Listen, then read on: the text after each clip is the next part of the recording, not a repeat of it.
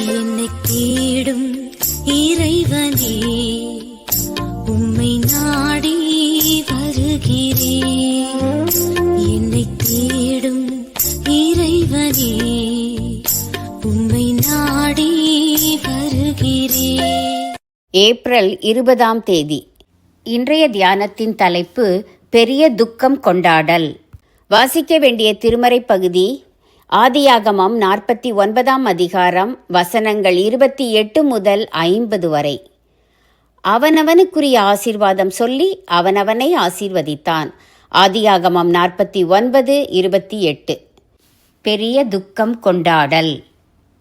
இந்த வசனம் அவனவனுடைய கிரியைகளின்படி அவனவனுக்கு நான் அளிக்கும் பலன் என்னோடே கூட வருகிறது என்ற வெளிப்படுத்தல் வசனத்தை நினைவுபடுத்துகிறது.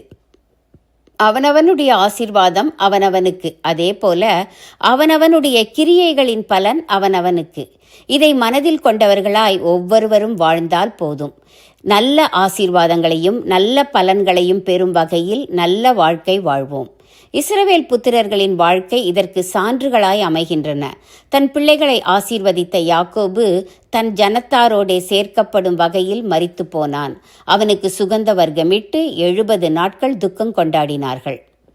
அதன்பின் யாக்கோபின் விருப்பப்படி கானான் நாட்டிலே அடக்கம் பண்ணும்படியாய் அங்கே கொண்டு போக விரும்பினார்கள். அதற்கு யோசேப்பு எகிப்திய மன்னனாகிய பார்வோனிடத்தில் அனுமதி கேட்கிறான். மரணம் அடைந்தவரின் குடும்பத்தார் மன்னனின் முன் போகக்கூடாது என்பதால் யோசேப்பு பார்வோனுடைய குடும்பத்தாரிடம் இச்செய்தியை சொல்லி அனுப்புகிறான். பார்வோன் அனுமதி கொடுக்கிறான். மேலும் அரண்மனையில் இருந்த அதிகாரிகள், எகிப்தில் உள்ள பெரியோர் அனைவரும் கூட யோசேப்பையும் யாக்கோபையும் கௌரவிக்கும் வகையில் உடன் சென்றனர். யோசேப்பின் உறவினர்களும் ரதங்களும் குதிரை வீரரும் கூட போனார்கள். அனைவரும் யோர்தானுக்கு அக்கறையில் உள்ள ஆத்தாத்தின் போர்க்களத்திற்கு வந்து 7 நாள் துக்கம் கொண்டாடினர். அதை கண்ட கானானியர், இது எகிப்தியருக்கு பெரிய துக்கம் கொண்டாடல் என்றனர். அதாவது எகிப்திலுள்ள பெரிய தலைவர்களில் ஒருவர் இறந்திருக்கக்கூடும் என்று கருதினர்.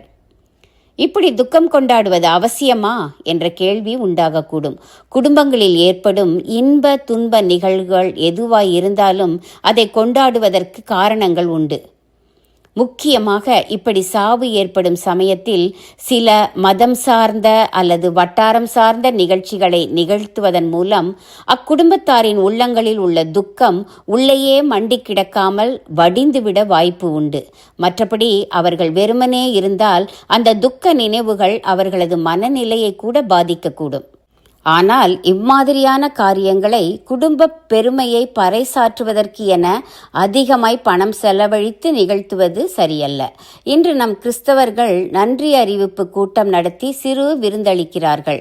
சிலர் விடுதிகளில் தங்கியுள்ள ஏழை சிறுவர்கள், முதியவர்களுக்கு உணவளிக்கிறார்கள். இவை வரவேற்கத்தக்கன. எந்த கொண்டாட்டம் என்றாலும் அர்த்தமுள்ளதாக எளிமையானதாக இருப்பதே ஏற்கத்தக்கது. உயிர் போகும்போது உலக சம்பத்து எதுவும் உடன் வரப்போவதில்லை. ஆனால் அவனவன் கிரியைகளின் பலன் நித்தியம் வரை தொடரும். உயிர் போகும்போது உலக சம்பத்து எதுவும் உடன் வரப்போவது இல்லை. ஆனால் அவனவன் கிரியைகளின் பலன் நித்தியம் வரை தொடரும். ஜெபம். தேவனே, இறுதி சடங்குகளை கூட அர்த்தமுள்ளனவாக மாற்றிக்கொள்ளும் ஞானத்தை தாரும். ஆமேன்.